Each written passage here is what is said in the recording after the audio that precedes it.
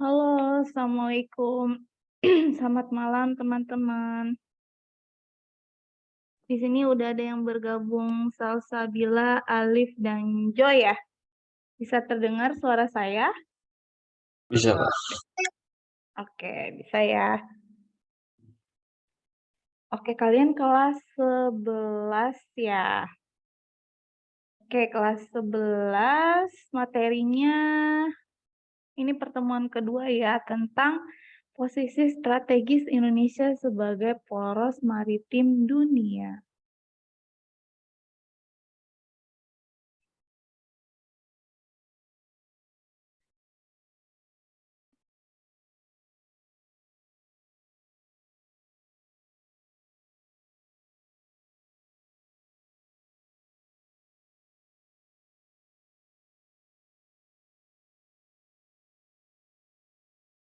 Nah, kalau materi di Konstanta kita masih tentang posisi strategis Indonesia. Kalau kalian di sekolah materinya tentang apa ya? Dimulai dari Salsabila dulu ya. Salsabila di sekolah materinya tentang apa?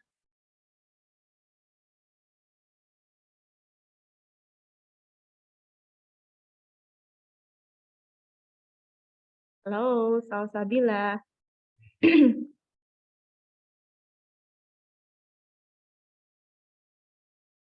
Salsabila nggak on ya? Alif deh. Alif di sekolah materinya tentang apa?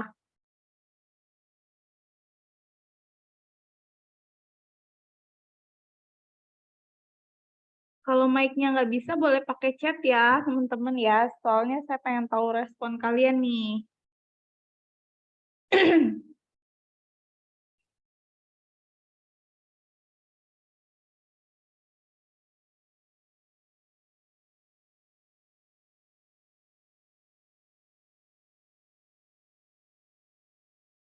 Oke, Alif jawab di sini persebaran flora dan fauna, Kak. Oke, persebaran flora dan fauna. Nanti di next pertemuan di Konstanta kita juga akan ngebahas tentang persebaran flora fauna. Ya, terus kalau Jo, maaf mic saya bermasalah, Kak. Oke, nggak apa-apa.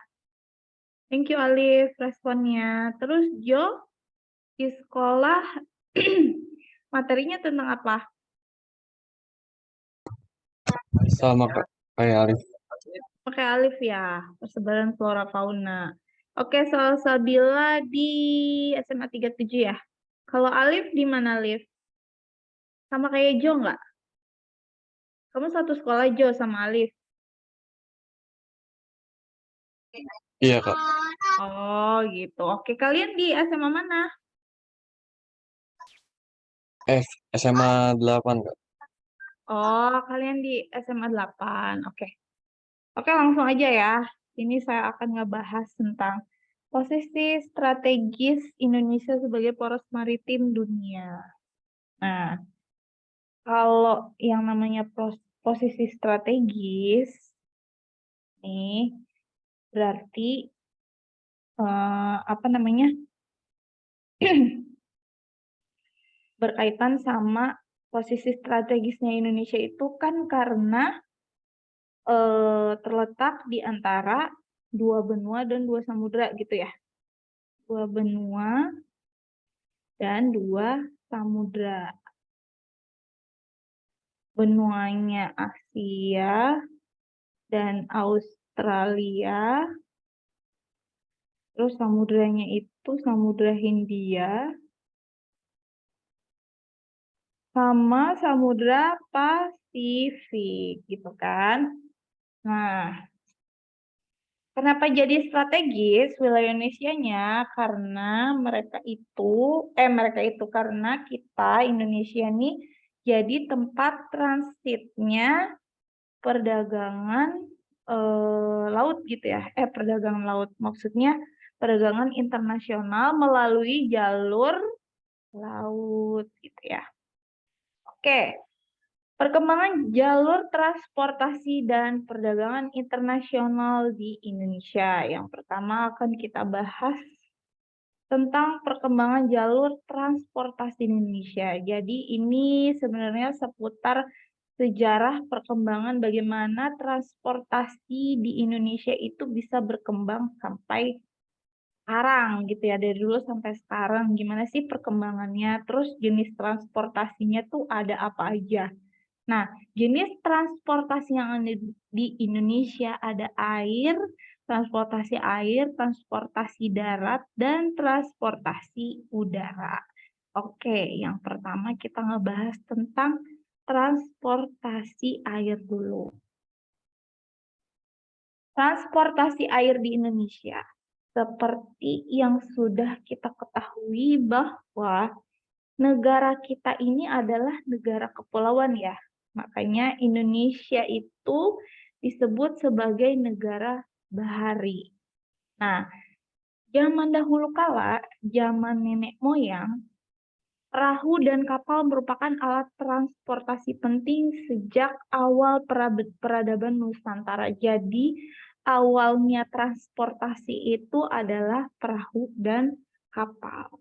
Makanya sesuai nih sama yang bikin lagu, kan ada lagu Aku Seorang Kapiten ya.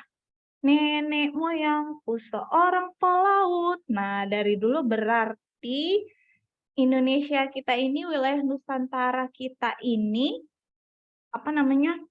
memang dari dulunya sudah menggunakan alat transportasi laut gitu ya.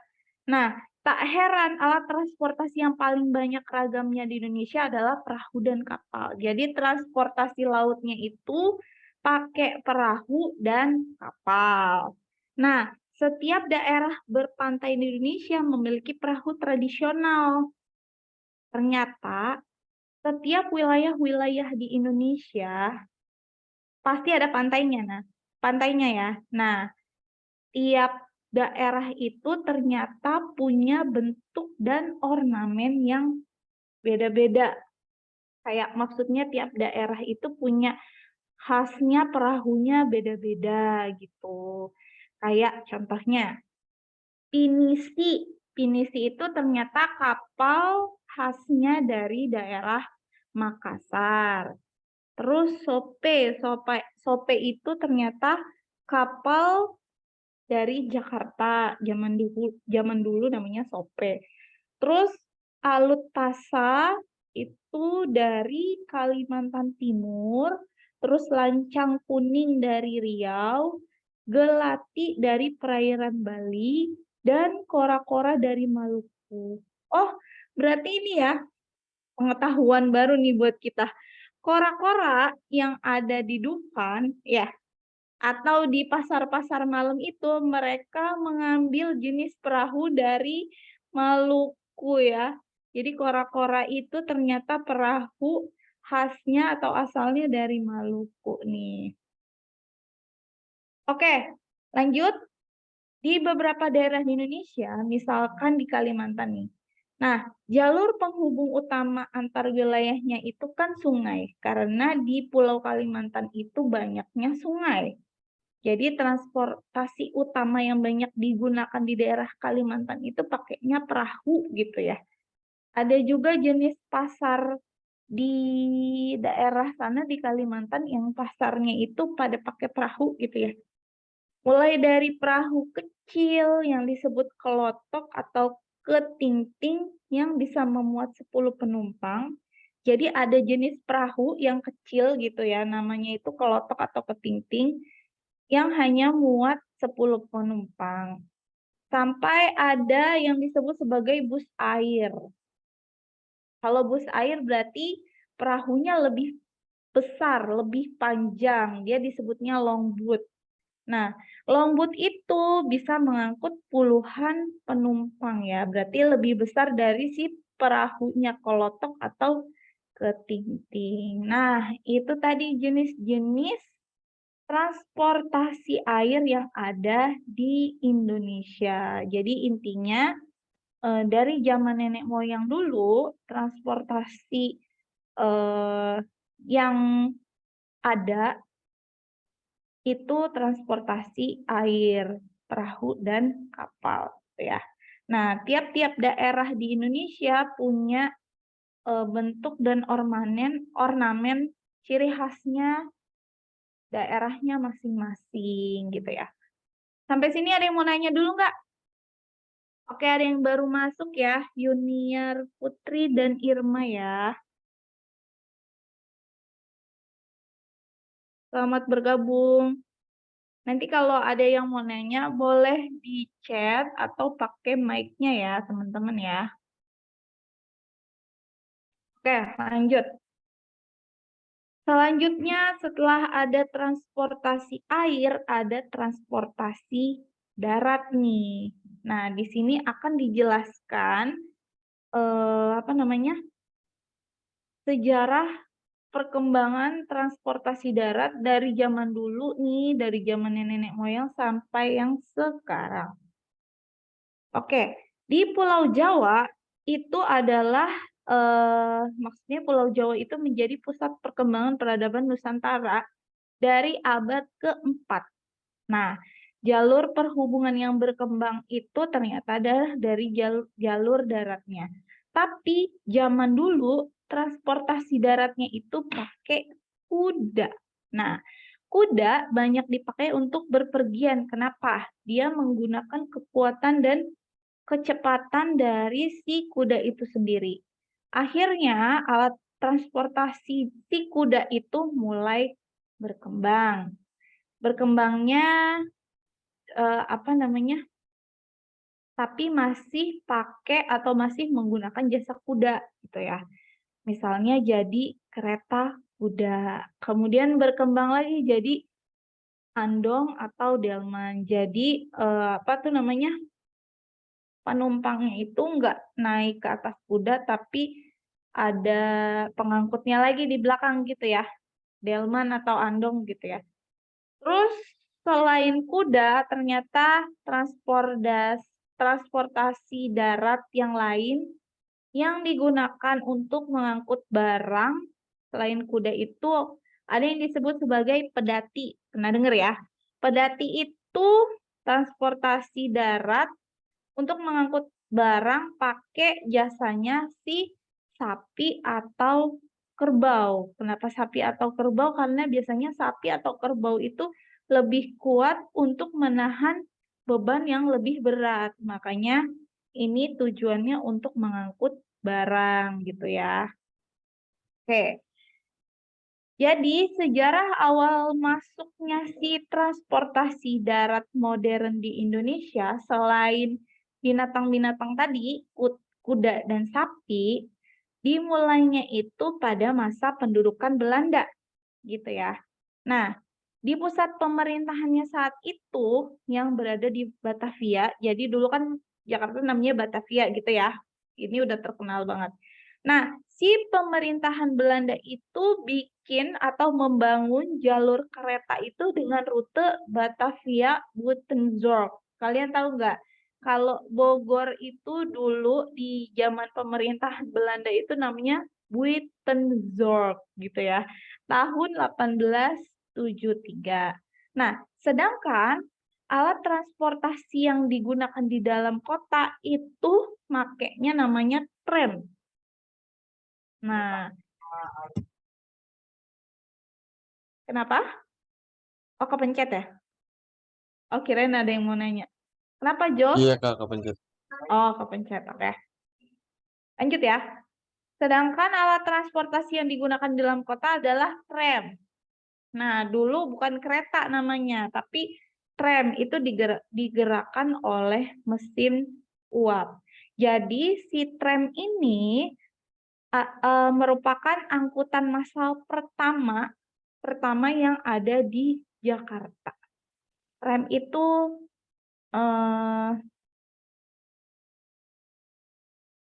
itu menjadi angkutan massal pertama yang ada di Jakarta. Terus selanjutnya tahun 1910 si Jakarta ini sudah mempunyai jaringan tram. Jaringan tramnya tuh udah banyak gitu ya di Jakarta dan sekitarnya. Tapi di tahun 1960-an Ini kita udah merdeka ya, udah dipimpin sama Presiden Soekarno. Nah, si Presiden Soekarno ternyata memerintahkan untuk penghapusan tram. Jadi tramnya itu ditiadakan. Kenapa? Karena menurut Soekarno itu tuh dianggap tidak cocok lagi untuk kota sebesar Jakarta. Akhirnya tramnya itu diganti sama bus-bus besar. Gitu. Nah, untuk transportasi jarak dekatnya, si Soekarno itu memberikan opsi atau pilihan ada oplet dan beca. Terus ada juga bemo yang mulai dipakai sejak tahun 1962. Nah, terus tahun 1970-an akhirnya mulai muncul helicak dan bajai. Helicak, ada yang tahu helicak? Bentar, kita cari gambar helicak ya.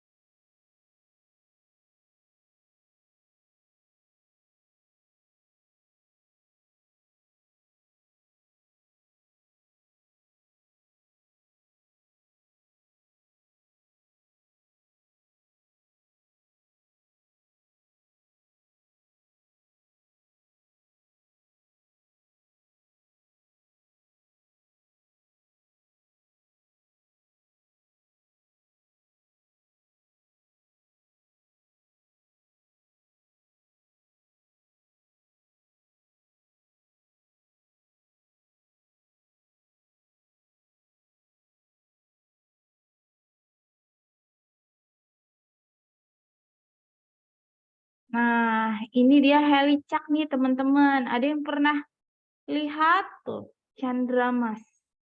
Ini salah satu transportasi favorit di Jakarta pada zamannya nih. Jadi di tahun 1970 itu ada helicak kayak gini sama ada bajai. Kalau bajai mah masih ada ya sampai sekarang ya. Jadi yang nggak ada nih helicak ini ya, unik banget nih. Oke, next.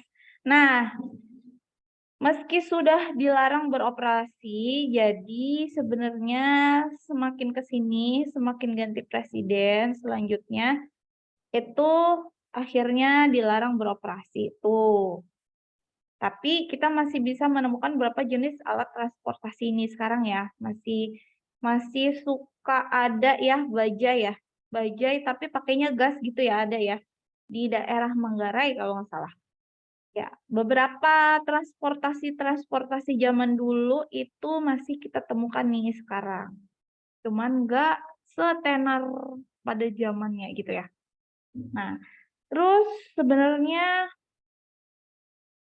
saat ini tuh alat transportasi darat yang biasa dimanfaatkan masyarakat itu adalah bus dan kereta listrik gitu ya.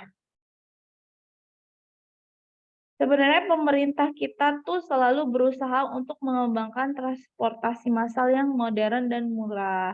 Seperti bus Transjakarta ini sudah beroperasi ya sampai sekarang. Terus dia bilang ini di masa depan rencananya akan ada monorail yang lebih cepat dan canggih. Ini monorelnya sedang dalam proses ya, atau udah ada yang beroperasi ya. Nah, sampai sini mengenai transportasi air dan darat, ada yang mau nanya nggak sebelum next? Ada yang mau nanya? Nggak ada? Nggak ada, Kak. Nggak ada. Oke, Jo. Lanjut ya. Selanjutnya ada transportasi darat. Nah, sebenarnya Sejarah tadi saya nyebutnya apa? Transportasi darat ya? Transportasi udara maksudnya. Sebenarnya sejarah transportasi udara di Indonesia itu terkait dengan sejarah kemerdekaan kita nih. Jadi untuk kemudahan transportasi tahun 1948, 3 tahun setelah kita merdeka, mantan Presiden Soekarno itu beli 2 pesawat tipe DC-3 dari Singapura. Ini pesawat pertama kita nih ya. Nah, pembelian pesawat tersebut ternyata itu didanai sama pengusaha asal Aceh. Nah, wilayah Aceh itu dulunya itu adalah bagian dari negara Indonesia yang belum tersentuh Belanda gitu ya. Nah, karena tadi udah dibeliin pesawat, ya sebagai bentuk penghargaan kepada Aceh, 2 pesawat tersebut dinamai, jadi beli pesawatnya itu 2 ya, tipe DC-3. Pesawat yang pertama dinamai RI-001 Selawah Agam dan RI-002 Selawah Inong. Dinamainnya nama Aceh sebagai bentuk penghargaan kepada Aceh. Nah, pesawat tersebut melakukan penerbangan pertama pada 26 Januari 1949. Ya, setahun kemudian baru dilakukan penerbangan dengan rute penerbangan Kalkuta-Rangon. Nah, kedua pesawat tersebut akhirnya menjadi cikal bakal perusahaan penerbangan pertama tanah air, yaitu Garuda Indonesia. Jadi, penerbangan pertama kita, Garuda Indonesia, masih bertahan sampai sekarang ya. Jadi perusahaan terbesar penerbangan di Indonesia. Terus selanjutnya, industri penerbangan nasional dirintis tahun 1946 di Yogyakarta oleh Tim Angkatan Udara Republik Indonesia. Dipelopori oleh Wiweko Supono, Nurtanio Pringgo Adi Surjo, dan J. Sumarsono. Nah, salah satu hasil rancangannya adalah pesawat Si Kumbang. Pernah dengar ya? Ini kayaknya dibahas juga deh di pelajaran sejarah. Yang melakukan penerbangan pertama pada 1 Agustus 1954. Ini penerbangan nasional. Terus pada 26 April 1976, industri pesawat terbang itu berkembang maksudnya menjadi PT Industri Pesawat Terbang Nurtanio atau IPTN. Yang mendirikan itu Dr. B.J. Habibie ya. Nah, salah satu hasil karya IPTN adalah prototipe pesawat turbo N250 yang pertama kali terbang selama 55 menit pada 10 Agustus 1995. Nah, itu pesawat rancangannya B.J. Habibie ya, Dr. B.J. Habibie. Nah, ternyata si industri pesawat terbang ini ternyata harus berhenti. Kenapa? Karena kekurangan dana akibat krisis moneter pada tahun 1990. Nah, ini diceritain nih ya. Diceritain di filmnya B.J. Habibie ya. Kalau pada nonton. Oke. Tadi berarti udah semua nih. Sejarah tentang transportasi yang ada di Indonesia. Ada transportasi air, darat, dan udara. Sebelum lanjut, ada yang mau nanya? Jelas ya? Ini tuh sebenarnya kalau pelajaran ini tuh hampir sama kayak sejarah. Jadi kayak cuman cerita doang gitu ya. Ada yang mau nanya nggak? Nggak ada? Kita lanjut. Kok tiba-tiba jadi 5 orang ya? Tadi kayaknya 6 deh.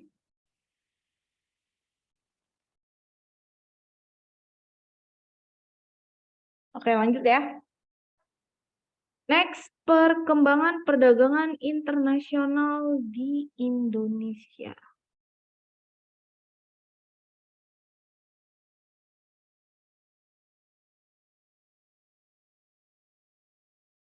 Bagi kebanyakan negara berkembang, sektor perdagangan khususnya perdagangan luar negeri memegang peran penting dalam mendukung perekonomian negara tersebut.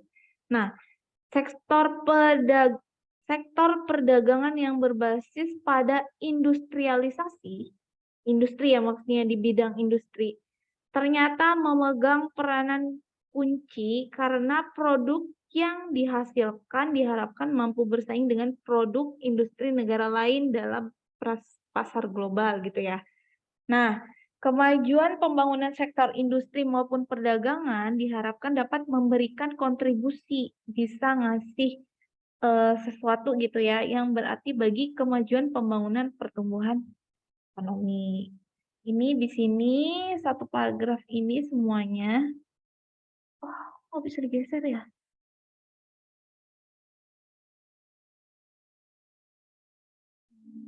Oh ya.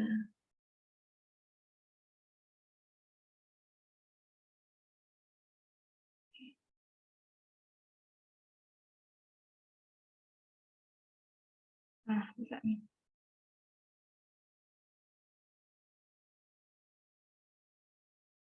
Oke, jadi dua paragraf ini menjelaskan tentang perkembangan perdagangan internasional di Indonesia ya.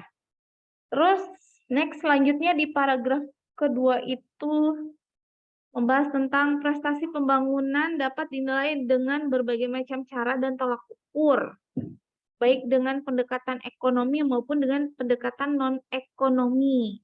Nah, salah satu cara tolak ukur untuk menilai prestasi pembangunan itu dengan melihat tingkat pertumbuhan ekonomi daerahnya ya. Nah, biasanya laju pertumbuhan ekonomi suatu negara itu ditunjukkan dengan menggunakan tingkat pertumbuhannya, PDB atau PNB. Pertumbuhan ekonomi itu diartikan sebagai kenaikan PDB atau PNB tanpa memandang apakah kenaikan itu lebih besar atau lebih kecil dari tingkat pertumbuhan penduduk atau apakah perubahan struktur ekonomi terjadi atau tidak gitu ya.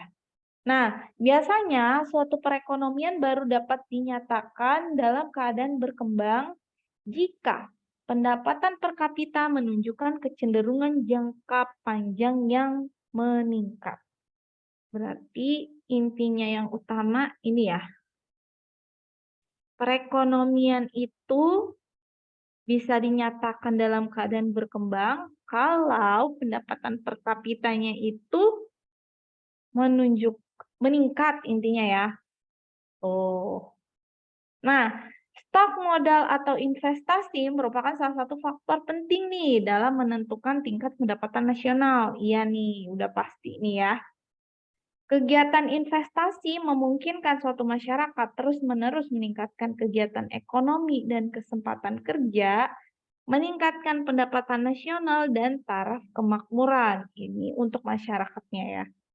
Nah, pada saat krisis ekonomi, Indonesia ini pernah mengalami krisis ekonomi ya. Terjadi pada akhir tahun 1997 dan awal tahun 1998. Makanya 98 nih ada apa? Kerusuhan ya.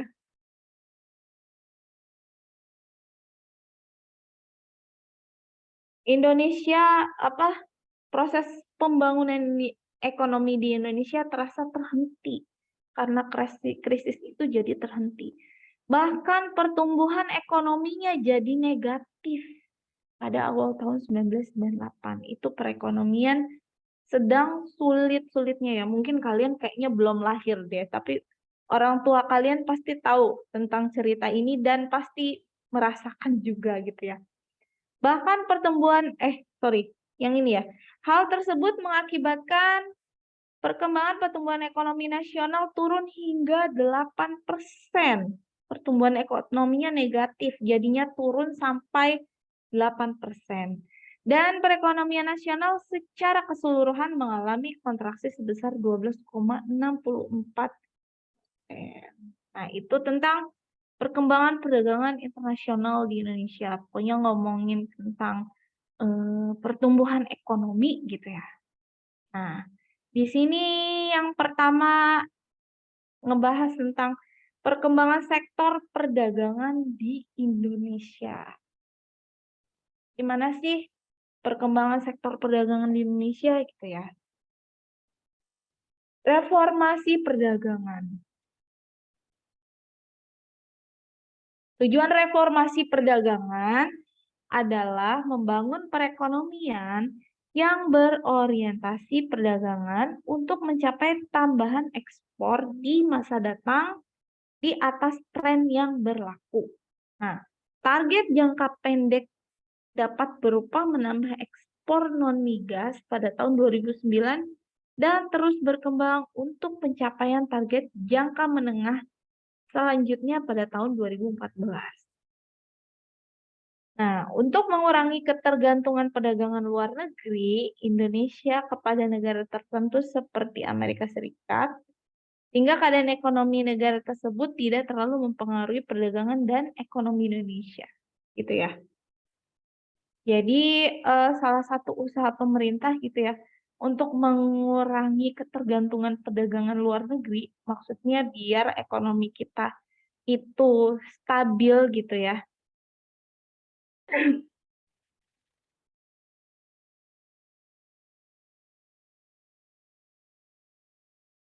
Jadi tidak terlalu berpengaruh sama perdagangan dan ekonomi Indonesia gitu ya. Terus ini selanjutnya peran pemerintah nih. Sebenarnya pemerintah itu, oh bukan peran, ini maksudnya sarannya ya. Pemerintah perlu terus melakukan strategi perdagangan komprehensif yang pertama harus bisa memberi peluang untuk pengembangan industri supaya dari sektor industri kita itu di Indonesia lebih maju gitu ya. Terus yang kedua memperbaiki akses Indonesia di pasar utama dunia gitu ya. Jadi kalau bisa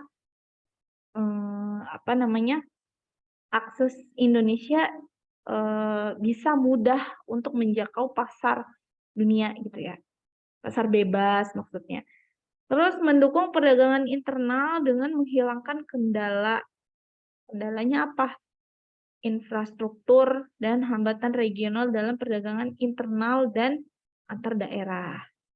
Terus menggalakkan dan mendiversifikasi. Mendiversifikasi itu artinya menganeka-ragamkan.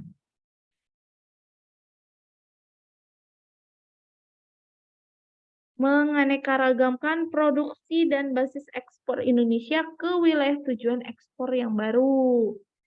Terus selanjutnya memperbaiki formulasi dan koordinasi kebijakan perdagangan. Selanjutnya yang terakhir mendukung kebijakan perdagangan industri dan pertanian yang akan disatukan agar tercipta industri-industri berdaya saing gitu ya, supaya industri-industri kita ini lebih maju intinya gitu ya. Nah, sebenarnya pemerintah itu sudah mengusahakan beberapa langkah untuk memajukan bidang perdagangan gitu. Yang pertama, ini ada program pemerintah mengenai harmonisasi tarif jangka menengah pada bulan Februari tahun 2006, menuju kepada tingkat tarif rendah dan standar, mengkhususkan pada kerangka penurunan tarif periode 2005 sampai 2010. Terus beberapa langkah non-tarif untuk kelompok produk pertanian. Upaya perbaikan fasilitas perdagangan. National and Asian Single Window. Satu jendela layanan pengurusan dokumen ekspor dan impor. Penyempurnaan seluruh peraturan dengan melakukan upaya standarisasi proses dokumentasi atau bisnis menuju satu sistem. Terus selanjutnya prosedur ke pelabuhan harus terintegrasi dengan prosedur pengurusan perdagangan. Terwujudnya penggunaan sistem dokumen online dan elektronik. Ini adalah usaha-usaha atau langkah-langkah pemerintah di bidang perdagangan gitu ya. Oke, selanjutnya ini tentang perdagangan luar negeri ya. Perdagangan luar negeri. Perdagangan luar negeri itu masuk kepada pasar bebas gitu ya. Nah, persaingan bisnis di era perdagangan bebas menunjukkan perkembangan yang pesat, ya. Jadi seolah-olah nggak ada batasan antar negara lagi gitu ya. Pokoknya perdagangan bebas, pasar bebas semuanya. Nah, kita sebagai negara Indonesia harus bisa berkompetisi sama negara lain di bidang perdagangan gitu kan. Mau itu negara maju, mau negara berkembang, pokoknya harus bisa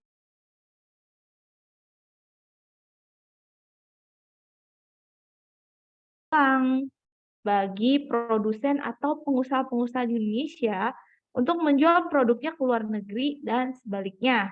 Memberi pilihan your internet connection is unstable.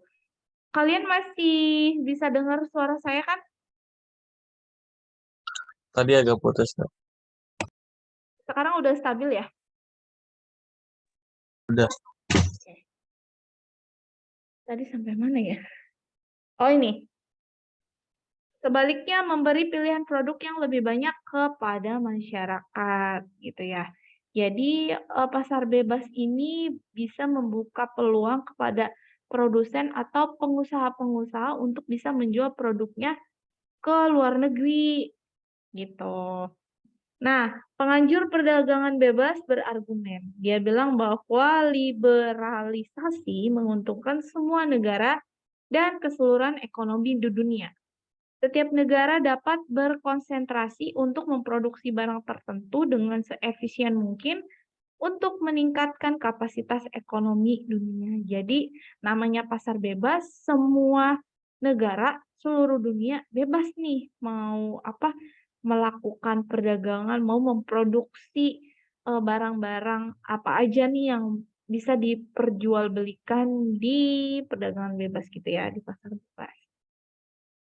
Di sini peran pemerintah diharapkan sangat sedikit. Dibilangnya peran pemerintah harusnya sangat sedikit dalam perdagangan bebas dan seakan-akan diharamkan. Maksudnya jangan terlalu banyak campur tangan dari peran pemerintah supaya si pengusaha dan produsen-produsen itu geraknya agak lebih bebas. Tapi perdagangan bebas antar negara yang tidak terkontrol oleh peran pemerintah dan negara dapat berakibat pada keadaan di mana si pengusaha dalam negeri, terutama sektor usaha kecil dan menengah, semakin terpuruk karena berkompetisi dengan pengusaha dari negara maju gitu ya. Nah, untuk itu tetap diperlukan peran pemerintah dan kalangan dunia usaha untuk menciptakan iklim usaha yang kondusif supaya pengusaha eh, sektor usaha kecil dan menengah bisa ikutan juga maksudnya gitu ya. Agar ini intinya, agar semua pelaku usaha dapat tetap bertahan dan bersaing satu sama lain secara sehat. Tuh. Terus selanjutnya, sistem perdagangan bebas meminta setiap negara membuka akses yang adil dan tidak diskriminatif terhadap satu sama lain. Intinya semuanya boleh dagang gitu ya. Akses terbuka ini menjadi tertutup jika terjadi ketimpangan teknologi dan informasi perdagangan, sehingga dunia usaha negara berkembang seperti Indonesia menjadi dirugikan. Jadi, untuk teknologi dan informasi harus sama rata gitu ya. Indonesia merupakan negara dengan jumlah penduduk dan daya beli yang terus meningkat. Nah, jadi negara kita ini, di Indonesia ini, masyarakatnya itu sebenarnya konsumtif ya. Daya belinya itu termasuk tinggi. Jadi, menarik minat pelaku usaha di luar negeri untuk masuk dan mengembangkan pasar.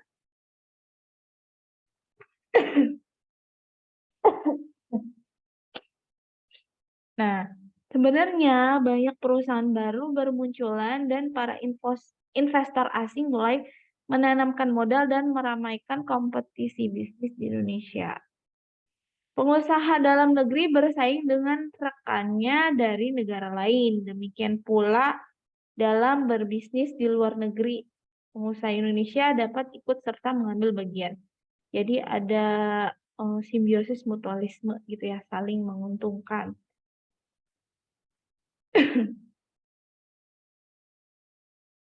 Kalau di dalam negeri, pengusaha Indonesia sukar bersaing dengan pengusaha asing, maka dalam perdagangan negara lain akan lebih berat untuk pengusaha Indonesia. Jadi harus bisa bersaing gitu ya. Nah, untuk dapat bersaing pada tingkat perdagangan dunia, maka dunia usaha dalam negeri harus tumbuh kuat. Usaha-usaha kita di dalam negeri harus tumbuh lebih kuat. Untuk cepat tumbuh kuat, tentu salah satunya diperlukan kebijakan pemerintah yang menguntungkan usaha. Jadi tetap memerlukan peran pemerintah dalam memajukan atau menguntungkan pengusaha di dalam negeri. Meskipun perdagangan bebas berarti tidak ada batas negara, kebijakan yang menguntungkan masih dapat diciptakan dengan syarat tidak melawan hukum perdagangan bebas dunia. Nah, kebijakan yang menguntungkan pengusaha dalam negeri dilakukan oleh negara maju sebagaimana sikap negara industri maju yang secara tidak langsung melakukan proteksi terhadap industri dalam negerinya. Melalui apa? Melalui berbagai isu seperti isu lingkungan hidup, ketenaga kerjaan, dan lain-lain. Untuk menghadapi perdagangan bebas dunia nih, maka kalangan dunia usaha juga perlu untuk mengambil sikap dalam menjaga keseimbangan dunia usaha dalam negeri maupun luar negeri. Sampai sini ada yang mau ditanyakan teman-teman? Sebelum kita lanjut kerjain soal. Ada yang mau nanya? Nggak ada? Oke, aman Kak. Oke, lanjut ya. Di sini ada 15 soal. Ya, tapi kerjainnya kita 5-5 aja deh ya. Nomor 1, 2, 3. Nggak cukup kayaknya. 4 aja dulu ya. Oke. 1 sampai 4 ya, teman-teman. Coba dikerjakan 4 soal 4 menit berarti ya. 1 soal 1 menit. Yang udah selesai boleh langsung di chat jawabannya. Setelah itu kita bahas bareng-bareng ya, teman-teman ya. Dicoba ya. Oke, dimulai dari sekarang. Oke, Jo.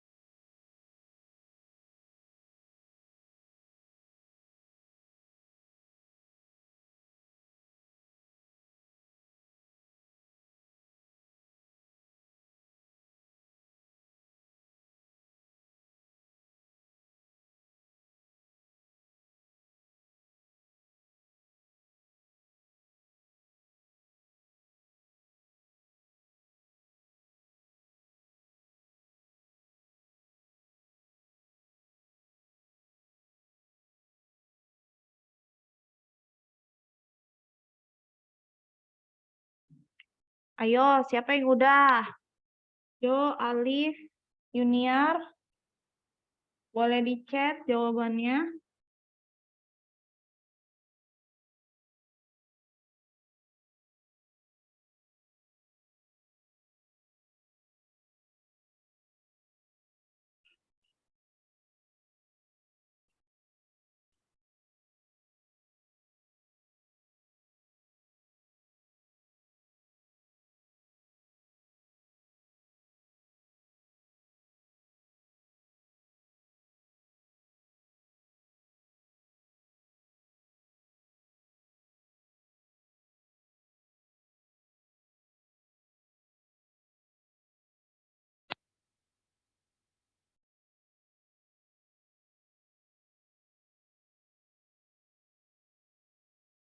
Oke, thank you.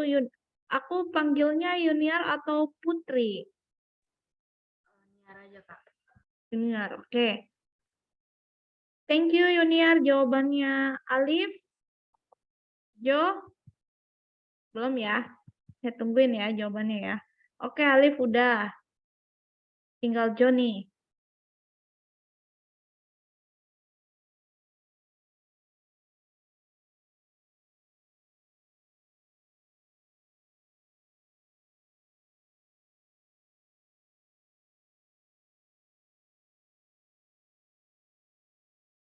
Oke, udah jawab semua ya.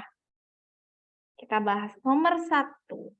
Usulan tentang prinsip-prinsip laut negara kepulauan bagi Indonesia tercantum dalam, pada jawab apa nih? Oke, semua sepakat ya. Deklarasi Juanda. Deklarasi Juanda itu menyatakan bahwa Indonesia itu menganut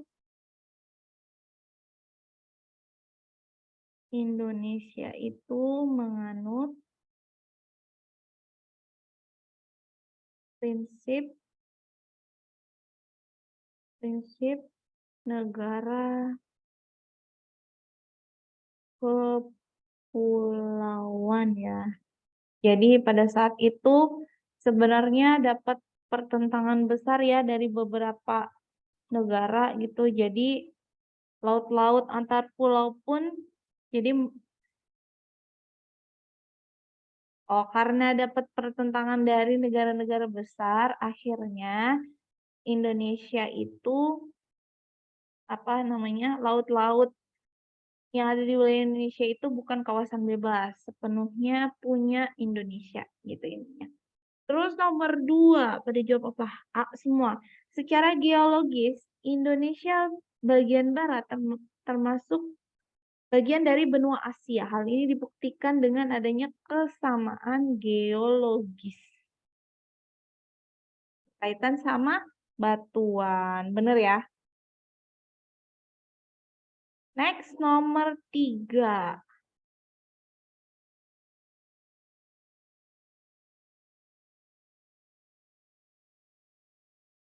ALKI, hak lintas alur laut kepulauan ya, ALKI.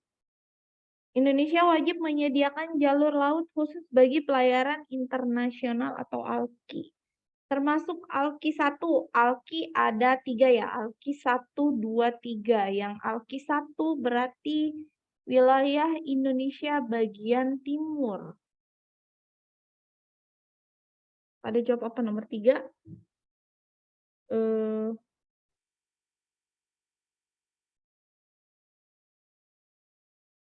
Linear C ya. Alif B, Jo B. ALKI 1. ALKI 1 itu ada Laut Cina Selatan di timur Indonesia ya. Laut Cina Selatan. Terus ada apa? Selat Karimata.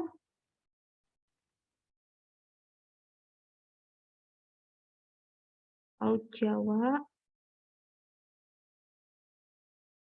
Selat Sunda. Sama Samudra Hindia.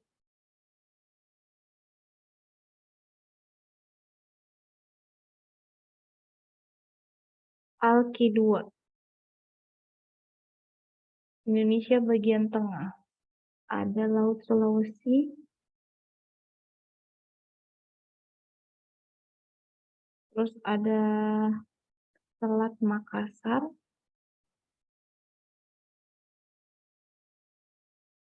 Terus ada Laut Flores. Sama Selat Lombok ya. Terus ALKI 3. Wilayah Indonesia bagian barat. Di bagian barat ada Samudra Pasifik.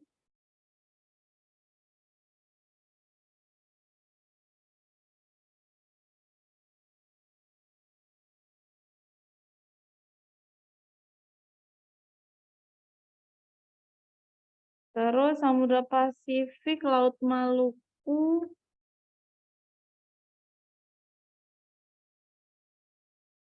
Laut Seram. Ini serem ya, Laut Seram. Ngomongnya seram, bukan serem. Laut Seram. Terus ada Laut Banda. Terus Selat Ombai.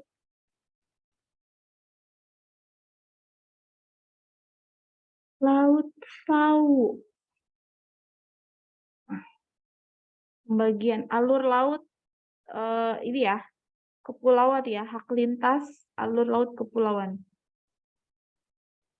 Yang ditanya ALKI 1 berarti yang ini ya.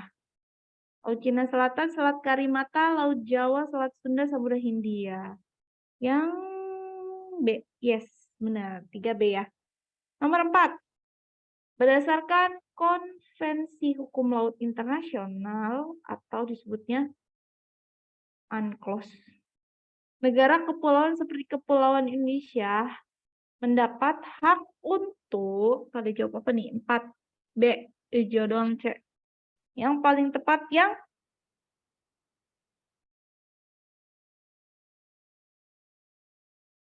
membatasi kapal-kapal asing.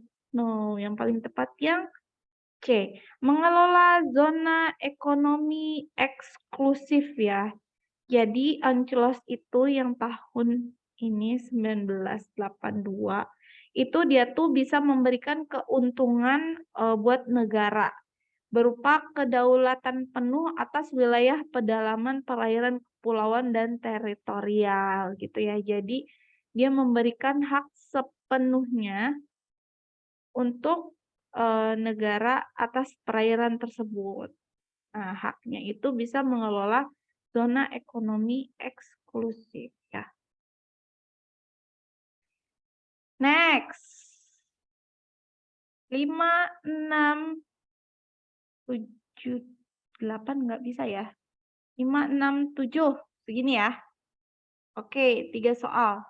Lebih kecil bisa ngelihat nggak? Segini bisa lihat nggak teman-teman? Jo, kelihatan nggak Jo? Masih kelihatan, Kak. Kelihatan, oke ya. 5, 6, 7, 8. 4 soal, 4 menit ya, kayak tadi ya teman-teman ya. Jawabannya boleh di chat ya.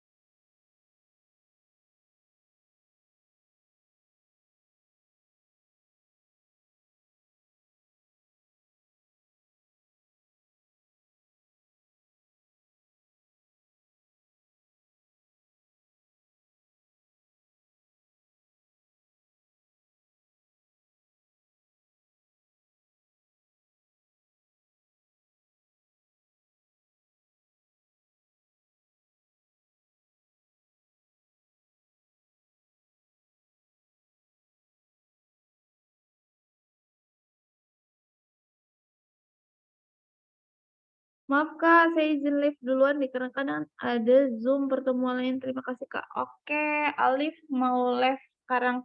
Oke, nggak apa-apa. Alif, thank you ya.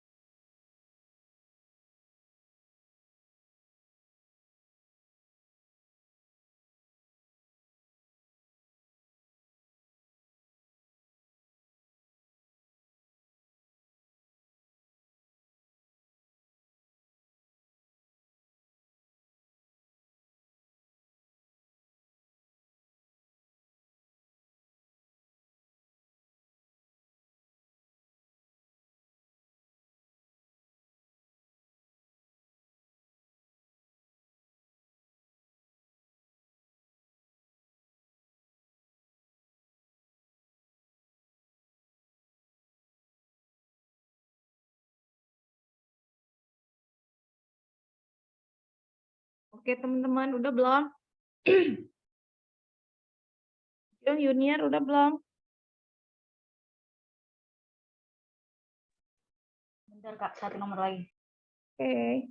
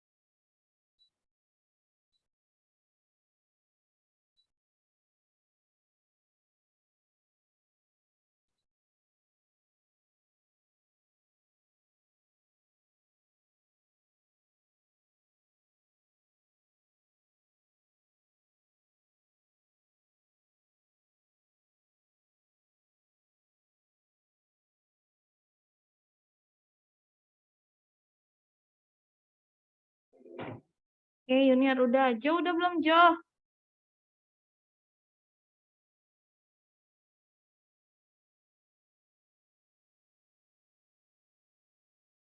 Oke, udah ya. Nomor 5.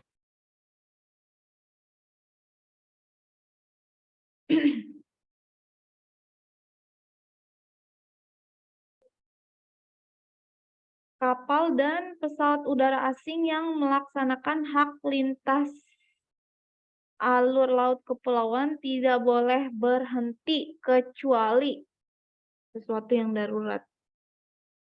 B, semua benar ya. Hal, keadaan musibah atau memberi pertolongan kepada orang atau kapal. Pokoknya sesuatu yang darurat baru boleh berhenti. Tapi selain yang darurat nggak boleh berhenti ya. Oke, benar semua. Nomor 6. Indonesia sebagai poros maritim dunia dapat berarti dilihat dari apanya nih? Yang A. Yes, benar. Posisi negara Indonesia yang berada di tengah-tengah kemaritiman dunia gitu ya. Jadi karena poros maritim dunia menjadikan si Indonesia ini sebagai negara maritim yang besar, yang kuat dan makmur gitu ya. Terus nomor 7. Berikut ini kerugian lokasi geopolitik posisi silang Indonesia. Kerugiannya apa? 7 yang B. Yes, benar. Indonesia menjadi daerah rawan konflik perbatasan. Gitu ya. Terus selanjutnya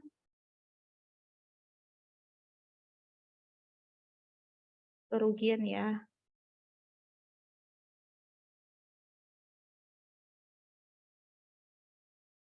Politik. Kerugian geopolitik posisi silang.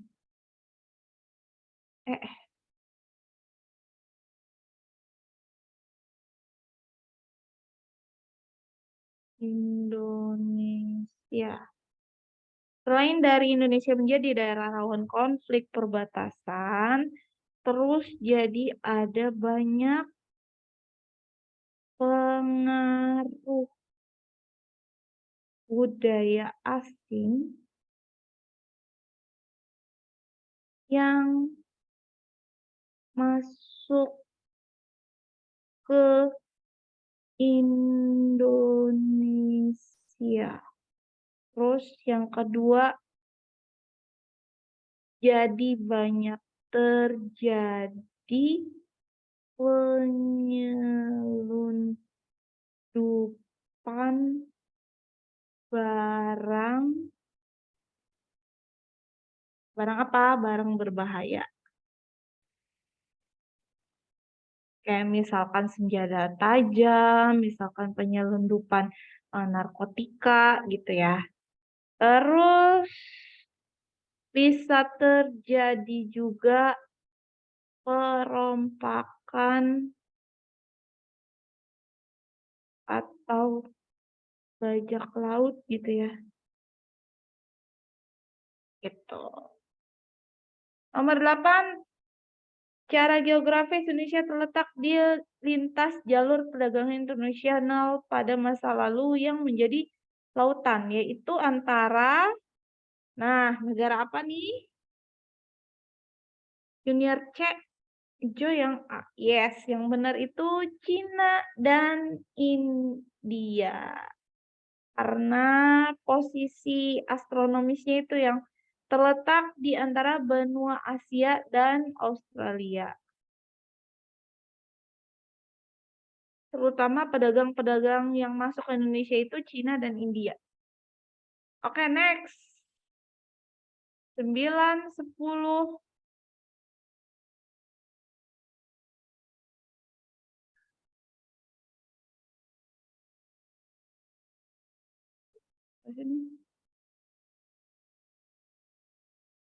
Nah, gini ya.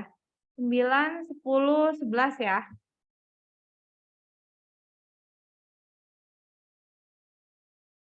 Oke, 3 soal, 3 menit, teman-teman.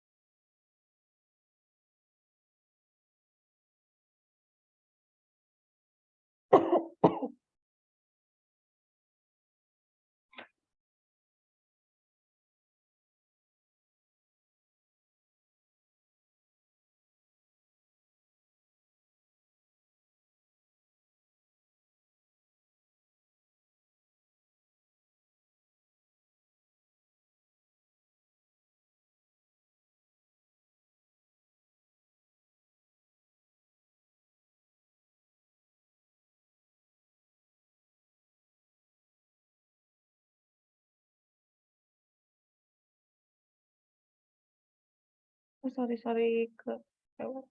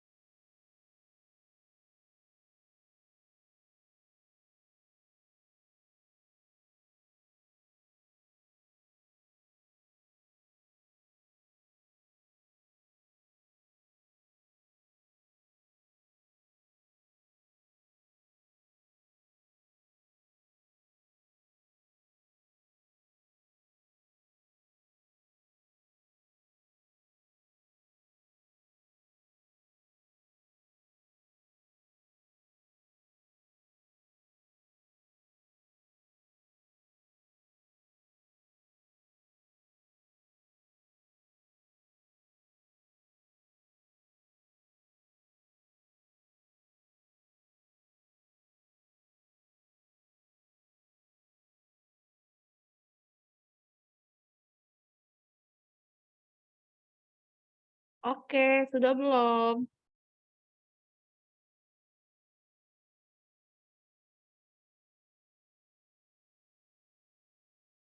Oke, boleh di-chat, guys, jawabannya.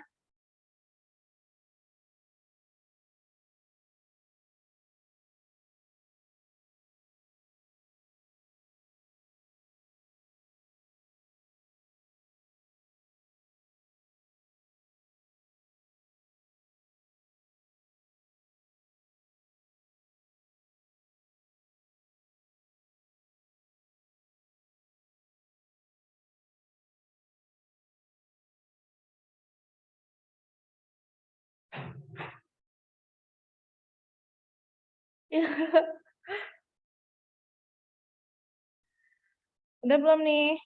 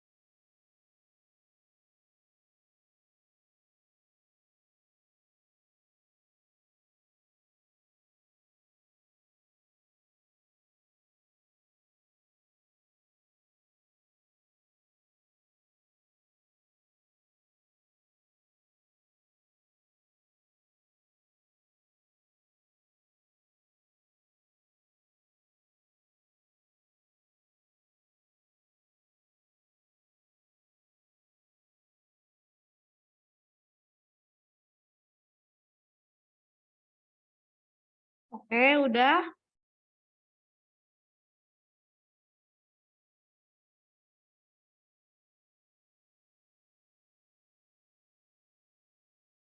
Jo, udah belum, Jo? Belum, Kak. Oke. Junior udah? Belum, Kak.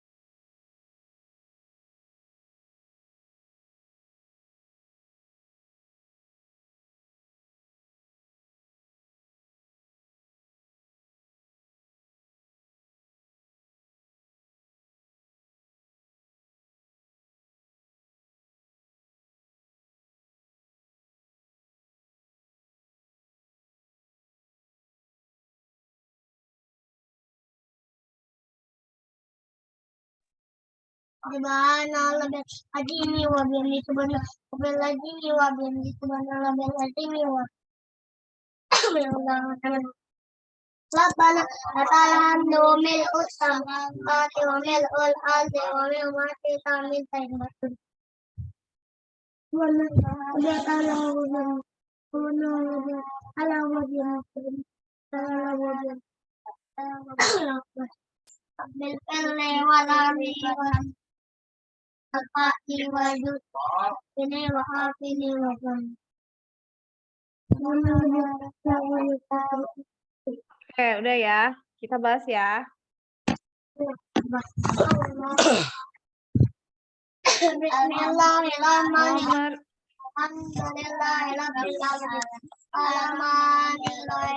Jo, mic-nya kepencet, Jo. Oh iya, Kak. Oh, Kak. Ya, nggak apa-apa. Oke. Nomor 9, pada jawab apa? D. Hubungan dagang antara Indonesia dengan India lebih dulu berkembang dibandingkan dengan Indonesia dengan Cina. Hal ini disebabkan angin musim barat yang baik untuk menyeberangi Samudra Indonesia ke arah timur. Yes, benar. Dia berkaitan sama angin musim ya. Benar jawabannya yang B. Kalau angin musim timur berarti dari timur Indonesia ya ke arah Asia. Terus nomor 10, ditunjukkan angka kegiatan kemaritiman. Cek ya. 1, 3, dan 5. Yes, benar. Nomor 10. Satu lagi. Nomor 10, nomor 11. Anclos memberikan keuntungan yaitu yang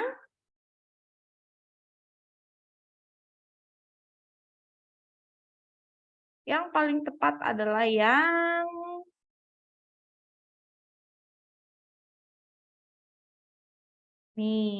C. Memiliki kedaulatan penuh atas perairan laut pedalaman sampai laut teritorial. Oke, teman-teman. Ini saya lanjut aja ya, saya bahas ya.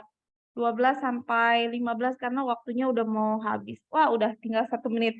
Kita lanjut minggu depan ya, teman-teman ya. Sampai sini dulu.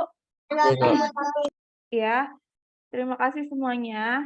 Terima kasih udah jawab soal-soalnya juga, udah dengerin penjelasan saya dari awal sampai akhir. Selalu semangat belajarnya ya. Selamat istirahat dan selamat malam. Assalamualaikum. Terima kasih semuanya. Waalaikumsalam. Makasih, Kak. Sama.